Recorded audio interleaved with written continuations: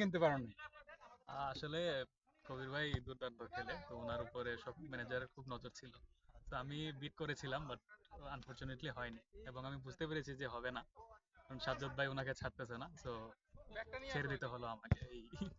So এই যে কবির ভাইকে কিনলেন না, এটা নিয়ে কবির ভাই কি বাসায় একদিন ঝামেলা করবে? অবশ্যই না, অবশ্যই না, অবশ্যই না, কারণ রুলস আর রুলস, তো রুলস এর মধ্যেই সবকিছু মেনে নিতে হবে, কিছু করার নেই।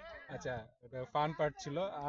যদি ফারহান মানে তোমার দল সম্পর্কে বললো, যে তোমার দলে আর কার, কবির ভাই তো কিনতে পারো নাই, মানে কারা কারা আছে তোমার দলে? আমার দলে আছে হচ্ছে আপনার আরিফ ভাই, গত বছরের মোস্ট উইকেট টেকার। তারপর আছে জাকি ভাই, আল ফয়সাল ভাই, তারপর হচ্ছে আপনার নাজমুল ভাই, তারাস কবির ভাই এবং রায়হান ভাই। সো ব্যালেন্স টিম বলা যায়। আমি আমার মতো চেষ্টা চেষ্টা করেছি একটা টিম গোছানোর জন্য।